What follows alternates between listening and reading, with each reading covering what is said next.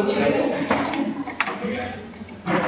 tapos ito na sa book of Colossians chapter 1. Colossians chapter 1. Hindi po magagabi at salamat po sa mga nagsibati at malala po sa aming po na anniversary ang kayo. Salamat po sa inyo. Sa book of Colossians chapter 1.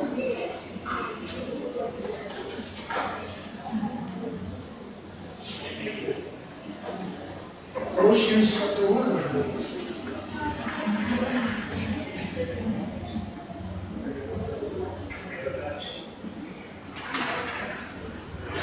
Kung nakatagpuan nyo, ay ating pupusahin mula ng 1 hanggang 4. Colossians chapter 1, verse 1 to number 4. At kailan lang ay naging natin din pong teksto po itong Colossians. Ito naman, babalikan po natin ulit po ngayong gabi.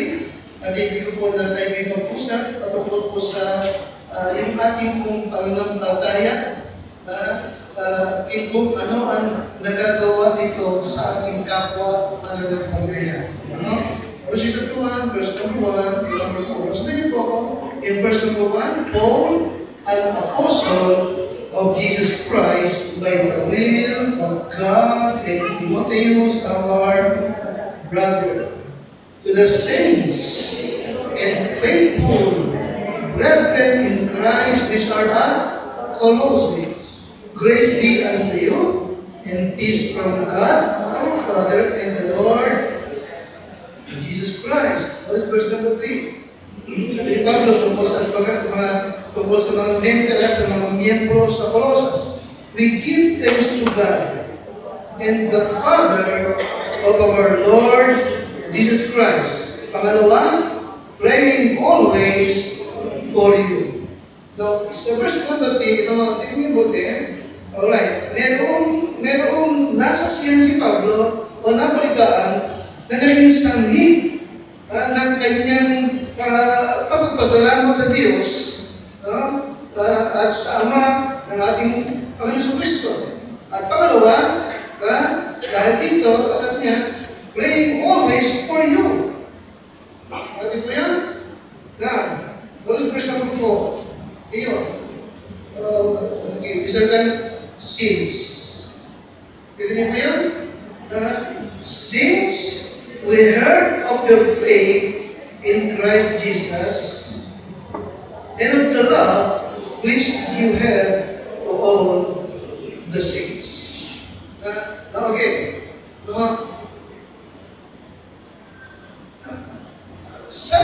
sabi ni Pablito, okay, patungkol po dun sa faith, itong mga believers na ito, na dumadalo sa church, sa Colossae, sabi niya, mula ng kanyang madinig, yung kanilang pananampalataya,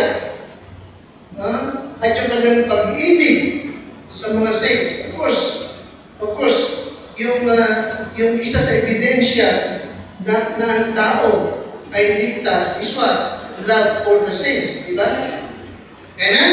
Yung nagsasabing siya Christian, siya born again, siya saved, pero wala siyang love for the saints, ay hindi ligtas. Okay? Kasi ito, since na madinig ko yung inyong faith and love for the saints, okay? Ito po yung naging sani para si Pablo ay magpasalamat sa Diyos at patuloy silang ipanalangin.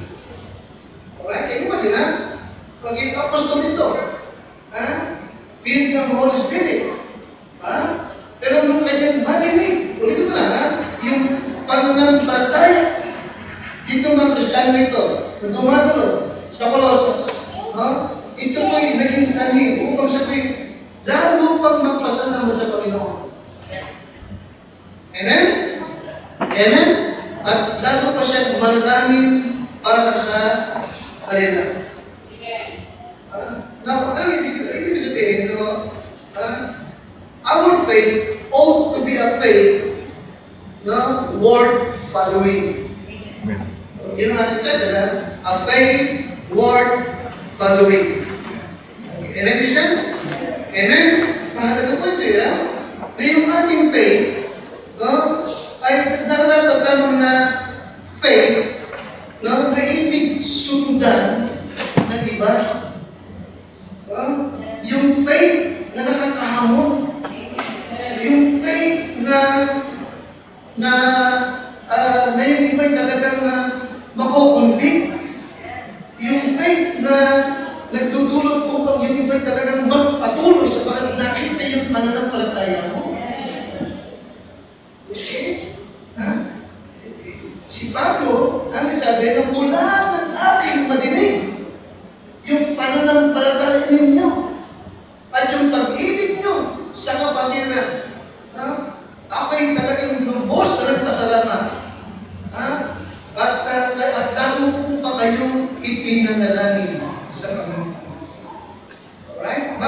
Kasi bakit ganun silang faith? Ano kasi faith? Pero taga-Colossus? For following. Right? As we said, our faith ought to be a faith for following. Our testimony ought to be a life of faith. Na na na nagtutulak upang yung iba ay sabihin niya, gusto ko siyang gayahin. Gusto ko siyang tularan. Walang masama. Amen? Walang masama. Di ba? Okay. Ang malungkot, no? Maraming believers na yung kanilang faith ay faith na walang anumang nagagawa upang yung iba'y maligtas. Ang malungkot ay yung ibang believers pa, meron silang faith na hindi nakaka-challenge sa iba. Diba? Amen? May mga kapag tayo na masipag talaga sila magbisita at mag-encourage sa iba. Nakakatuwa, tama lang. Pero minsan, iniisip ko rin, yung mga kapatid nito na sinisikip lang encourage at bisitahin din kung magkamisan, ay meron silang faith. Kasi nagtatanong ko, safe naman. Pero meron silang klaseng faith na nagdudulot kung yung iba ay hindi nila gustuhin, tularan sila at sundan sila.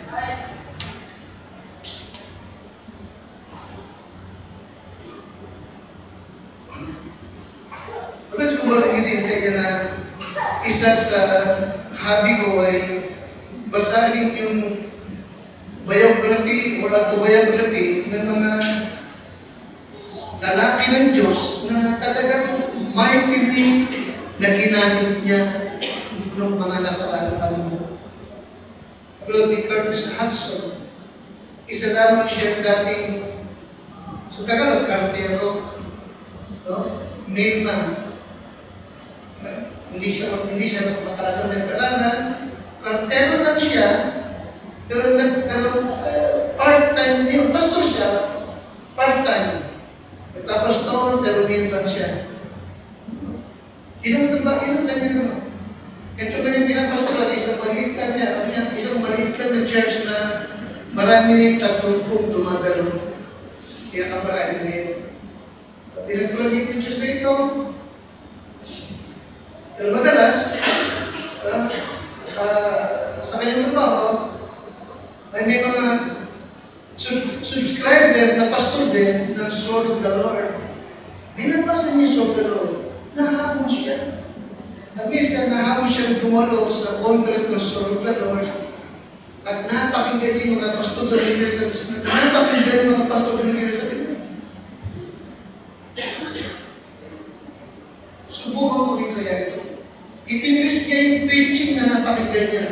Sabi niya, walang effect. Samantalang ang laki ng effect sa akin. There is something sa mga tao nito. Amen? And then, patuloy siya dumalo hanggang sa nahamon siya. Napakinggan niya tungkol sa fullness of the Holy Spirit. At ninais niya na magtularan at kung anong meron itong mga taong tanapangay niya ay maging tulad din niya. Ano nangyari? Nahamon siya ng sulpini, lumuwi yung church niya hanggang umabot ng 7,000. From 30 na pinakamalaging na lumalago, umabot ng 7,000 billion talagang kingdoms. Ano na po? Nakita ko na there's something about the faith itong tao ito. Amen? Si Jack Hayes, J. Frank Norris, mga great men of God, Dallas Billington, hindi naman mataas ang pindara. Ito yung tao na hindi ko makakalagot-limutan. na-save siya sapagkat nag-tune-da-sundan niya isang magandang dalaga doon sa church na yun. Na-save siya. Trabahador lang siya ng gawa ng bulong. Pinasya na ng story ng kanyang buhay. Na-save siya. At kung si Maritas ay nagka-interest siya na magbasa ng Bible. At mag-take sa pagkasabi niya, gusto ko isang araw, makapagpulong din ako gaya ng pagtutulong ng tao. Okay, at ihahanda ko ang sarili, baka isang araw, ako'y kailanganin ng Panginoon. Paano isa? Ihahanda ko ang sarili ko, baka isang araw, ako'y kailanganin ng Panginoon. Yan nga. Isang araw, isang Sunday, yung Sunday school teacher ng adult ay hindi nakagating. Walang magtuturo. Napilitan siya magturo. Okay? Napilitan siya. Sabi niya, kabado ako sa magtuturo mo yun. Pero yung salita ng Diyos ay para bang nagpoprograman. Kaibigan, nag-bless ang marami. At mula noon, inasay siya magturo hanggang sa walang lugar, tinatawag ako ng Panginoon. Hindi natin. Alright. Now, itong tao ito, she founded an Akron Baptist Temple. Kaya niyo yung makita nyo, ang attendance umaabot ng 10,000 para na yung mga mega church sa Amerika. Kaya ibig sabihin, ito mga simple tao. Okay. Hindi mataas ang letter, pero sabi, ginamit ng Diyos, mighty name. At yung kanyang faith, yung faith na siya, ano kasi faith na siya? We're following. So bakit maraming tao, nahamon din sa kanya. Nahamon din. Okay? Sa inyo ba? Okay, hindi naman niya ulit. Okay, sino ba itong mga tao nito? Na yung kanyang faith na talagang word following. Kaya, si Lee Robertson, Dallas Billington, ano ba? Okay? I mean, kapag nung nabasa ko itong buhay ko nila, talagang nahamon ako. Talagang sabi ko, there is something about the faith nitong mga tao ito. Sa baka talaga ko sila ginamit ng Panginoon. Okay? Maraming reason, that our faith, ultimate faith, worth following. Yung bang ating faith, kapag nakita ng iba, gugustuhin kaya nila na tularan ka o sundan ka. Yan yung isa. Amen? Number one is that if you compare it to three things, our faith ought to do to others. Three things, okay, our faith ought to do to others. Panginoon, pagduman po ako sa simple mensahe ito na aking pong dadalhin. At maging magkapala po at maitaas ka po namin sa pangalan po ng Panginoon Jesus. Amen. Number one, our faith ought to convict others. Kung meron man dapat idulog yung ating pananampalataya, kung meron man dapat na magawa yung ating pananampalataya, ito yung number one. Ano yung number one? Pangalakas, our faith ought to be what? Ought what? To convict others. Ibig sabihin, okay, Christian should see your life and be convicted. You follow me? Ibig sabihin, Christian should see your life and be convicted that they are not doing anything for that. Nakaliba ako? Now, maraming young people, walang ginagawa sa Panginoon. Pero kung titignan nyo, yung ilang mga tatay natin dito, na halos ay 70, bago 80, pero may ginagawa sa Lord. Hindi ka ba nakukunbig? Kaya rin siya. Hindi ka ba nahahamon sa mga taong yan? Amen? Now, marami tayong mga manggagawa. Sa amin sino ba? Mga working sila.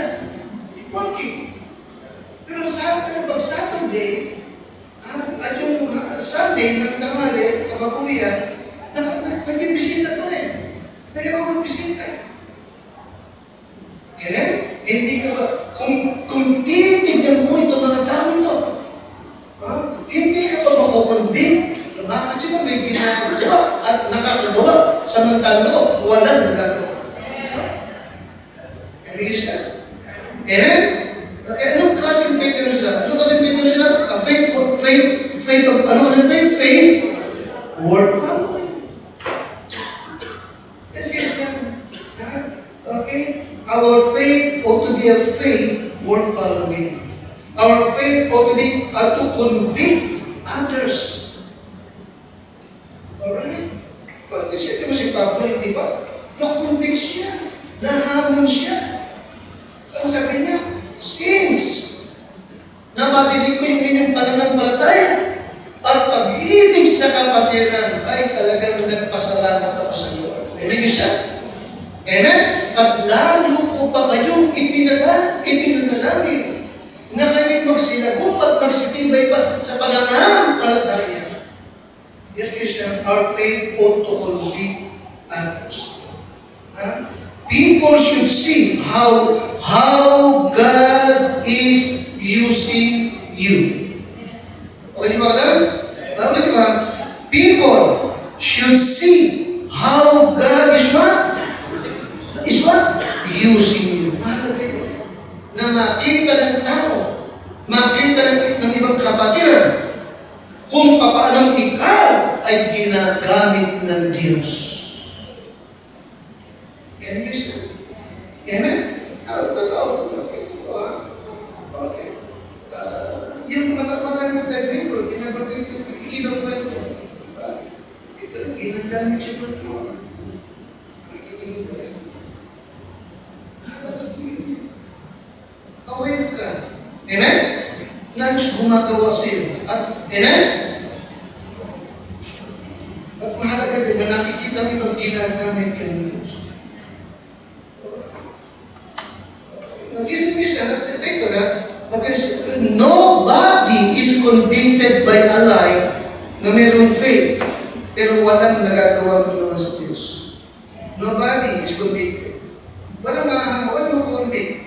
Sa isang Kristiyano na hindi, wala siyang ginagawa na naman para sa Lord. Mahalaga na may ginagawa ka para sa kaligtasan ng iba, may ginagawa ka sa ikatitibay ng ibang mananampalataya. And you listen. Ano number one? Our faith ought to what?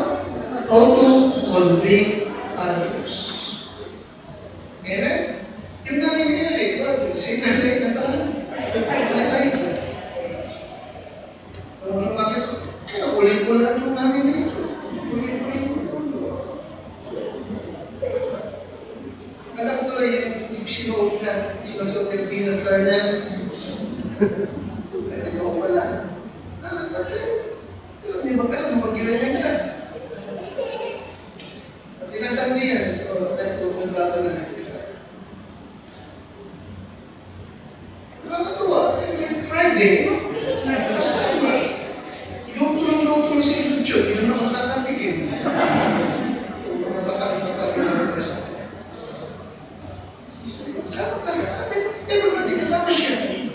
Kung balik man, bakit na-relate? Nagluluto ng nakainin mo. Oo. Saan ka nasunin eh? Nakikita ko ng video niya. Nagbibigyan ko sa kaya sabi ko kay Brother Eric, ayos mo buhay mo. Yung nanay mo, sinusundan ka.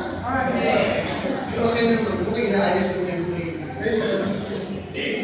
Nasa tiyan siya ngayon. Kasi ang tawag doon, kailangan niya gumala ng balot sa ibang church. Kasama niya sa kanilang, kasama niya sa kanilang, hindi ko lang niya sa kanilang. Ayun, and he said, your faith ought to convict others. Amen? Okay, secondly, di ba? Kaya Kaya yung paalala ko ito, you will never have a faith that convict others if you are not serving God. You will never have faith that what? Hindi ka magkakaroon ng pananampalataya na ibig makukonvict if you are not serving God. If you're not doing something for God. Okay? Kaya nga, Anong kailangan? Serve God. You have to serve God before He can use you mightily. Okay, you have to serve God. Serve Him. Alright? Iba yung church attendance, iba yung talagang may ginagawa ka para sa Lord. Iba yun. Okay, yung Sunday morning, Sunday night ay araw ng pagsamba.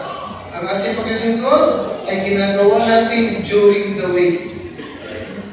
Amen? Bible studies, so reading, yun.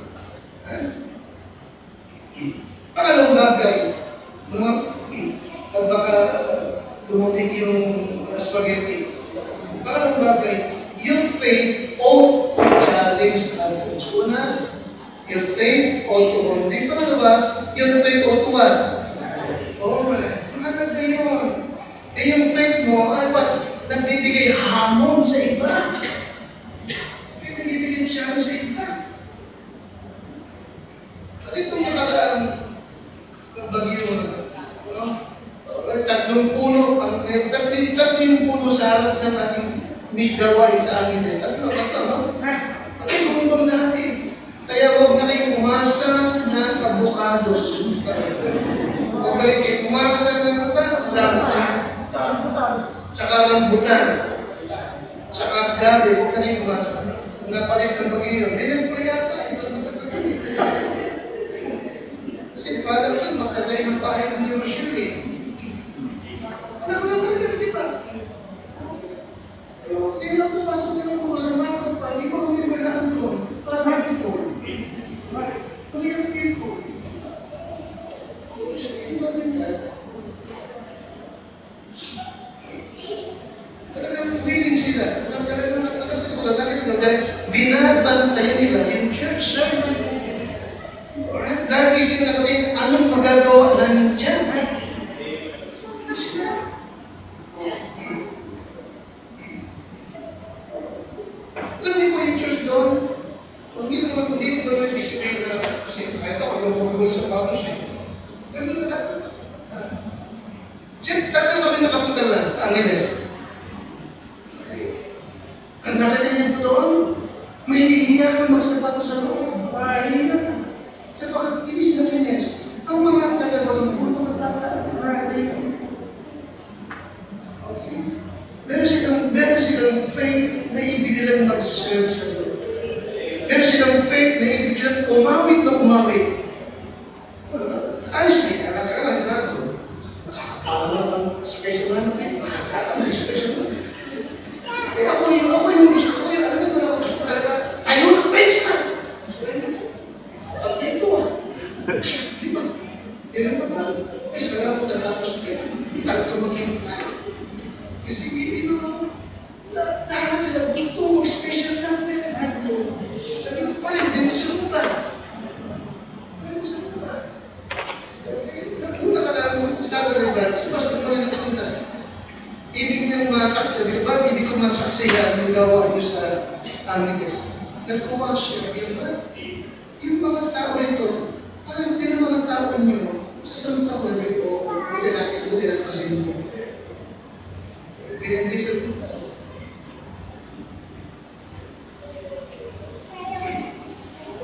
Sila yung so many, sama siya ito.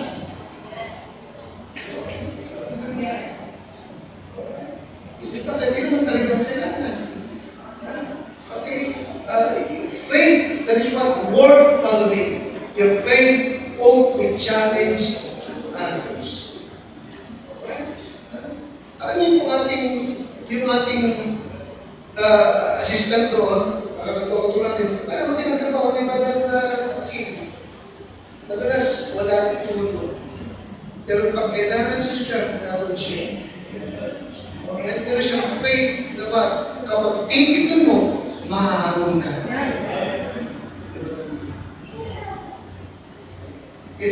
our faith ought to challenge others. There is something about the faith of David. There is something about the faith of Gideon. Mga ordinary tao, pero mightily, ginamit ng Lord. There is something about the faith of Daniel. Siya, alam niya, na kapag siya nag-pray, ihahabi siya sa yungib ng dayo, pero hindi siya napigilan. Amen? Bakit? Sapagkat nasinanay na niya ang kanyang sarili na ganung oras, magpe-pray ako, luluhod ako, at kailangan nakaharap ako sa dakong lugar ng Jerusalem.